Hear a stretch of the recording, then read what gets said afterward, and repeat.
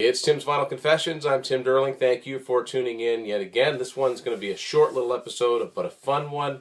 It's another chance for me to talk about one of my favorite, relatively newer groups. A group that's been out for, I guess, 15 years it's been since their first album came out. And like I said, this is going to be a short episode. It's a cassette episode. Well, who could I be talking about? Well, I'm talking about The Darkness. The Darkness are one of my favorite newer bands, and last year they came up with a fantastic new album, which Matt and I reviewed here a few months ago. I still highly recommend it, and I'll be talking about that as well. So cassettes, you say? Yes. Cassettes are funny because they started phasing them out in the late 90s, early 2000s in North America, but kind of like the situation with 8-tracks in the early 80s, you could still get them in certain places. Meaning some far-flung corners of the world for me. So I was curious, and Discogs, as always, has been, a friend, or maybe an enemy to my wallet anyway. But were there any Darkness cassettes made? And I come to find out that yes, there were. You just had to look around for them. And when I say look around, I'm serious. I literally mean Indonesia, Malaysia, places like that. So this is the first Darkness album, Permission to Land, on cassette. I think this one's been in the sun a little bit. It's a little brighter, it's not quite as orange as it should be.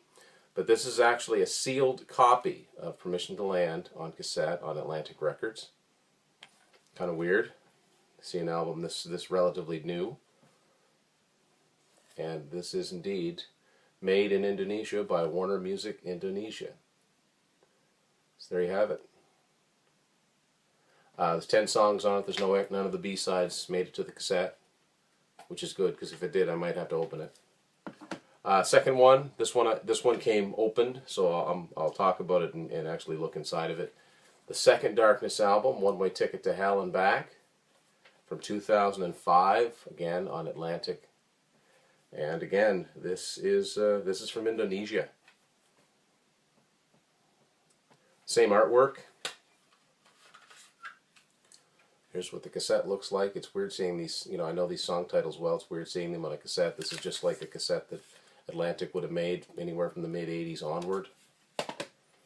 What I find is interesting about these cassettes is that the first one is the regular type, but there are no spindles in this one. There's no holes in this. It just closes, which is kind of good because that always took away from the artwork. So there you go. There's a smaller version of your artwork. Lyrics.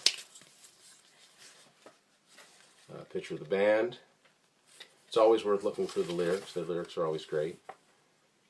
It's got this one little extra tab on here that they needed to get all of the writing on, I suppose. And what this is going to do is make it an interesting refold. No, that wasn't too bad. Sometimes they're kind of a pain, but so. To my knowledge, no cassettes were made for Hot Cakes or Last of Our Kind, but as I mentioned, last year they released a new album, their fifth studio album, and a great one, Pinewood Smile, and as part of their Pledge Music deal, they released it on cassette. You've seen me hold this up before in an earlier episode. I still really enjoy this album. It's got 10 songs on it like the CD does, none of the bonus tracks. The cassette itself almost looks like they took a blank cassette and just recorded over it.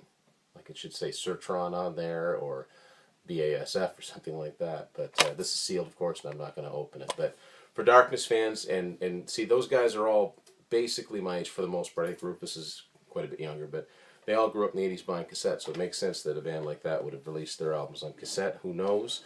I think that's a trend you're going to see more bands get into, but just for fun, that is my collection of the Darkness cassettes on this edition of Tim's Vinyl Confessions. Thanks for watching.